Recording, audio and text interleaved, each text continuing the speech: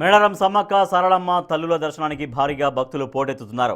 మహా జాతరకు ముందుగానే ఛత్తీస్గఢ్, మహారాష్ట్ర, ఆంధ్రప్రదేశ్తో పాటు తెలంగాణ నలుమూలల నుంచి భక్తులు తరలివచ్చి అమ్మవార్లను దర్శించుకుంటున్నారు.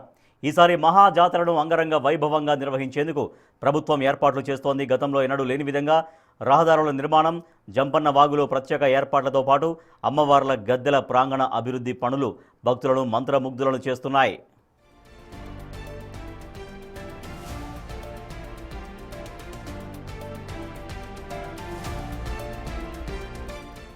వరంగల్ నుండి మేడారం వెళ్లే భక్తులకు తాడ్వాయి వద్ద ప్రత్యేకంగా ఏర్పాటు చేసిన స్వాగత తోరణాలు కనువిందు చేస్తున్నాయి.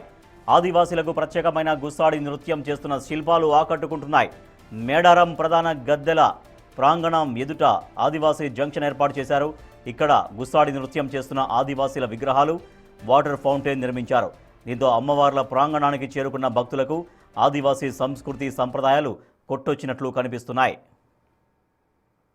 రూపురేఖలు పూర్తిగా మారిపోయాయి. మహాజాతర 2026కు అంగరంగ వైభవంగా మేడారం గద్దెల ప్రాంగాన్ని విస్తరించడమే కాకుండా అత్యాధునిక గ్రానైట్తో కంప్లీట్గా మేడారం మహాప్రాంగణాన్ని ఒక కళాఖండగా తీర్చిదిద్దారు. ప్రస్తుతం మనం మేడారం అమ్మవార్ల గద్దెలకు వెళ్ళేటువంటి ఈశాన్య ప్రాంతంలో ప్రధాన ఆర్చ్ ఉంటుంది, దాని ఎదురుగా చేసినటువంటి జంక్షన్.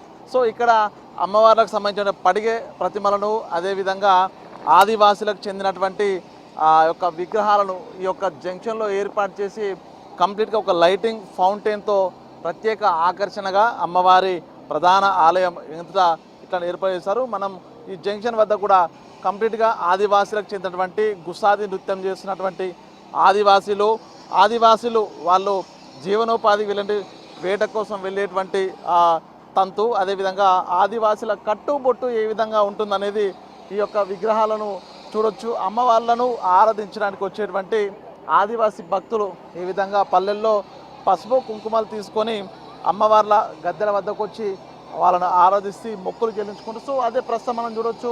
ఈ యొక్క కోయిల ఊదుతూ ఫ్లూట్ ఊదుకుంటూ కూడా గుస్సాది నృత్యం చేసేటువంటి కొమ్ము బూరలు ఊదుకుంటూ గుస్సాది నృత్యం డప్పు చప్పులతో గుస్సాది నృత్యం చేసేటువంటి ఆ సీనరీని, ఆ యొక్క ఆ కళాకృతులను, ఆ విగ్రహాలను ఈ జంక్షన్ల వద్ద ఏర్పాటు చేసి ఈసారి మేడారం అంటే ఆ మహాజాతర ఆధ్యాత్మిక ప్రపంచంతో పాటుగా కూడా కళాకృతులు, ఆదివాసీ సాంప్రదాయాలు తెలిసే విధంగా ఒక ప్రత్యేక ఆకర్షణ వచ్చే విధంగా ఈ యొక్క మేడారం మహాప్రాంగణాన్ని కూడా ఈసారి ప్రభుత్వం తీర్చిదిద్దింది. ఇక ప్రధాన ఎంట్రన్స్ ఈ విధంగా ఉంటే అసలు గద్దెల ప్రాంగణం ఎట్లా ఉంది, గ్రానైట్తో వివిధ రకాలైనటువంటి 7,000కు పైగా రకాలటువంటి మోటివ్స్ను కూడా వాటిపై చెక్కారు. సో అసలు ప్రధాన గద్దెల నిర్మాణం కూడా పూర్తయింది, పునరుద్ధరణ పూర్తయింది. సో అసలు గద్దెల ప్రాంగణం ఎట్లా ఉందో తెలుసుకునే ప్రయత్నం చేద్దాం. చరిత్రలో లేని విధంగా మేడారం అమ్మవార్ల గద్దెలను గ్రానైట్తో పునర్నిర్మాణం చేసింది ప్రభుత్వం. అమ్మవార్ల దర్శనం కోసం వచ్చే భక్తులకు ఆధ్యాత్మిక శోభతో పాటు ఆదివాసుల చరిత్రను గ్రానైట్ పిల్లర్లపై శిల్పాల రూపంలో చిత్రీకరించారు. సమ్మక్క సారళమ్మ మహిమతో పాటు తమ జీవన శైలి, చరిత్ర కోట్లాది ప్రజలకు తెలుస్తుందని సంతోషం వ్యక్తం చేస్తున్నారు మేడారం పూజారులు. గ్రానైట్ నిర్మాణాలు పూర్తి కావడంతో మేడారం ప్రాంగణం సరికొత్త రూపును సంతరించుకుంది. సమీపిస్తున్న కొద్దీ ప్రస్తుతం ప్రధాన గద్దెలకు సంబంధించినటువంటి పునరుద్ధరణ పనులు చివరి దశకు చేరుకున్నాయి. ఒకసారి మనం చూడవచ్చు, పూర్తిగా 4 ఒకే సరళ రేఖలో సమ్మక్క తల్లి ప్రధాన గద్దెతో పాటు తర్వాత సారళమ్మ తల్లి గద్దె, పగిడిద్దరాజు, గోవిందరాజులు ఒకే వరుస క్రమంలో పగిడిద్దరాజు, గోవిందరాజుల గద్దెల సారళమ్మ గద్దె తర్వాత చేయడంతో భక్తులంతా సునాయాసంగా వరుస క్రమంలో సమ్మక్క, సారళమ్మ, పగిడిద్దరాజు, గోవిందరాజు గద్దెలను దర్శించుకొని బయటికి వెళ్లే విధంగా ప్రస్తుతం దర్శనాలకు ఇబ్బంది లేకుండా ఎంతమంది భక్తులు వచ్చినా కూడా సునాయాసంగా దర్శనం చేసుకునే విధంగా ఈసారి గద్దెల పునరుద్ధరణ డెవలప్మెంట్ జరిగింది. ఇక ప్రస్తుతం ఈ ఆలయం చుట్టూ కూడా గ్రానైట్ తో కూడిన ప్రాకారాల నిర్మాణం జరిగింది. ఆ ప్రాకారాలపై ఆదివాసీలకు సంబంధించిన జీవిత చరిత్ర, వాళ్ళ గొట్టు గోత్రాలు కూడా శిల్పాల రూపంలో చెక్కడంతో ఒక ప్రత్యేక రూపాన్ని మేడారం అమ్మవార్ల ప్రాంగణము సంతరించుకుందని చెప్పొచ్చు. ఇక ఈసారి ఆలయం చుట్టూతా ప్రధాన 4 గద్దెల చుట్టూరా కూడా భారీ స్థాయి గ్రానైట్ తో కూడిన ఆర్చ్ల నిర్మాణం చేశారు. ఆ ఆర్చులు ప్రధానంగా తూర్పు నుంచి ఉన్నటువంటి ప్రధాన ఆర్చ్ లోపల సమ్మక్క తల్లి గొట్టు గోత్రాలు ఆ యొక్క పిల్లర్లపై చెక్కడం జరిగింది. ఆ తల్లికి సంబంధించినటువంటి ఆ గొట్టు, అదేవిధంగా వాళ్ళు కొలిచే చెట్లు, ఆదివాసులకు సంబంధించినటువంటి రివర్స్ లో ఉండేటువంటి స్వస్తికు అదేవిధంగా బొట్టుకు సంబంధించినటువంటి 4 పలకలు 5 భుజాలతో కూడినటువంటి వాళ్ళ సింబలు బొట్టు శూలంలా ఉన్నటువంటి బొట్టు ఈ విధంగా ప్రధాన దేవతకు సంబంధించినటువంటి కళాకృతులన్నింటినీ కూడా ప్రధాన ఆర్చ్ పై గ్రానైట్ పై చెక్కడం జరిగింది. ఇక చుట్టూతా మొత్తంగా 8 ఆర్చులు, 3 ప్రధాన ఆర్చులు ఎంట్రీ కోసము, 3 ఆర్చులు ఎగ్జిట్ కోసము, అదేవిధంగా ఉత్తరము దక్షిణం వైపున మరొక 2 ఆర్చులు ఎమర్జెన్సీ అదేవిధంగా విఐపీల కోసము.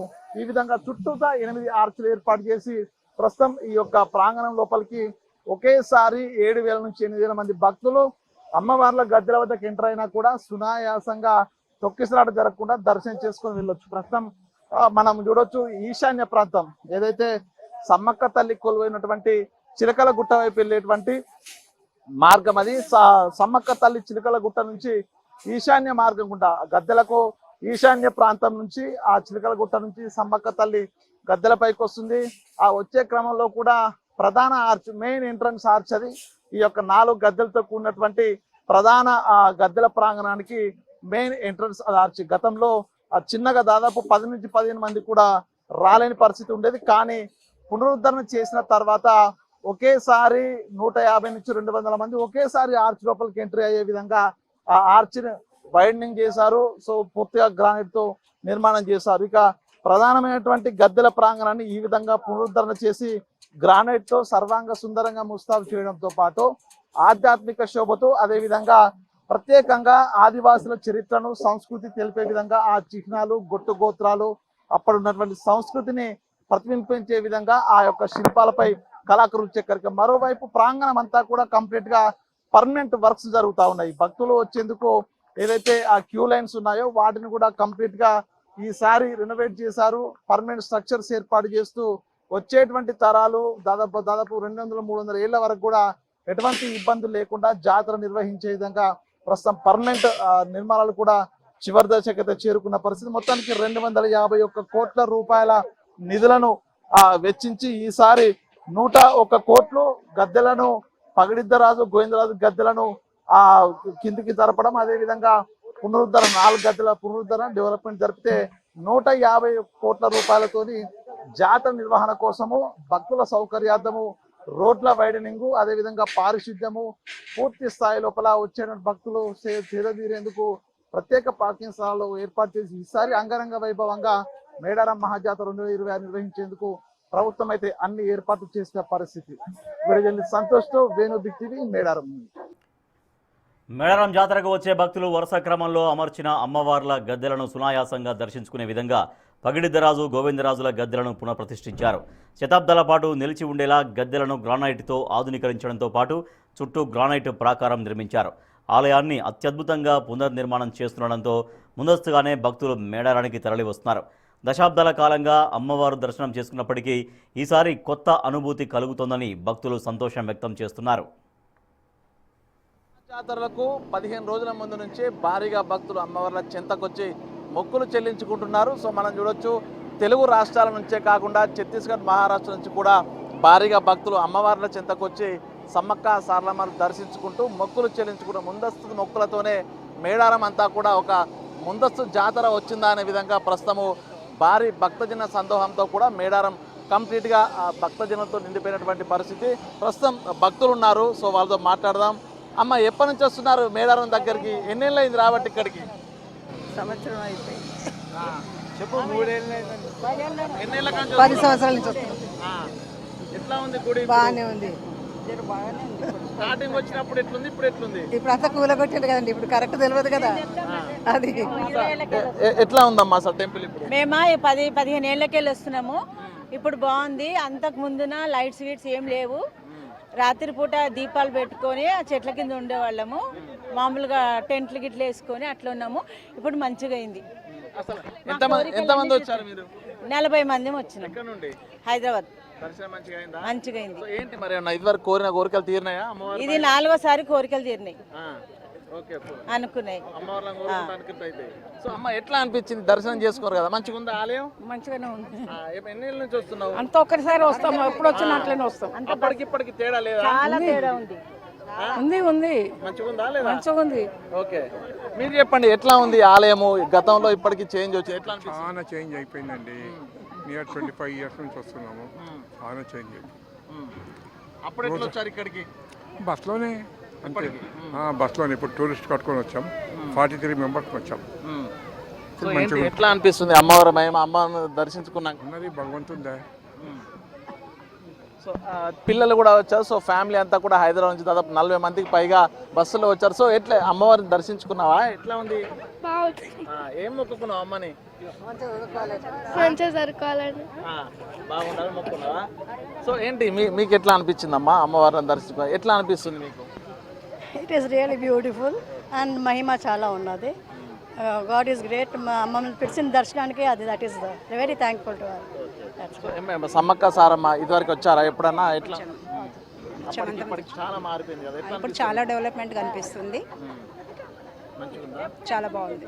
అమ్మ మీరు చెప్పండి అమ్మా, ఎన్నేళ్ళ నుంచి వస్తారు ఇక్కడికి మీరు? మేమైతే 30 సంవత్సరాల నుంచి వస్తున్నాము. మేము మా తోటి కోడళ్ళము అందరం వచ్చేవాళ్ళము.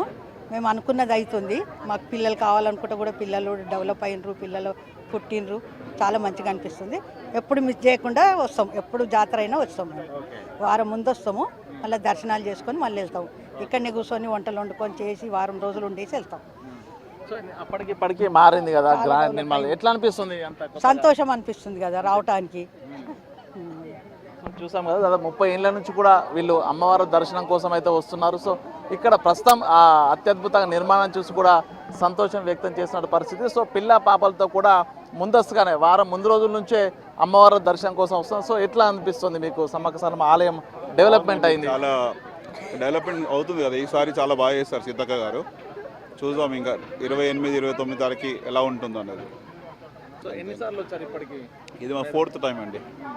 4th time. 4 years బ్యాక్ ఒకసారి వచ్చాము, అండ్ ఇప్పుడు అండ్ ముందు చిన్నప్పుడు ఉన్నప్పుడు ఒక 2 సార్లు వచ్చేసి వెళ్ళాము. కోరికలు తీరుతున్నాయి. అమ్మవారి మహిమ ఎట్లా ఉంటుంది? బాగుంటుందండి, మనసులో అనుకున్నది అవుతుంది. అప్పుడప్పుడు వస్తుంటాం అలా. సో ఓకే, ఇది భక్తుల స్పందన కూడా. అమ్మవారిని చూడడానికి దాదాపు దశాబ్దాల కాలంగా వస్తున్నాం. ఈసారి టెంపుల్ డెవలప్మెంట్ కావడంతో కూడా సర్వంగా సుందరంగా ఆలయం ముస్తాబైంది. సో ప్రతిసారి పిల్ల పెద్దలతో అంతా కుటుంబ సభ్యులంతా కలిసి వచ్చి దర్శించుకుని ఈసారి టెంపుల్ డెవలప్మెంట్ మంత్రి సీతక్క ఆధ్వర్యంలో కావడం చాలా సంతోషంగా ఉందంటూ కూడా భక్తులు సంబరం వ్యక్తం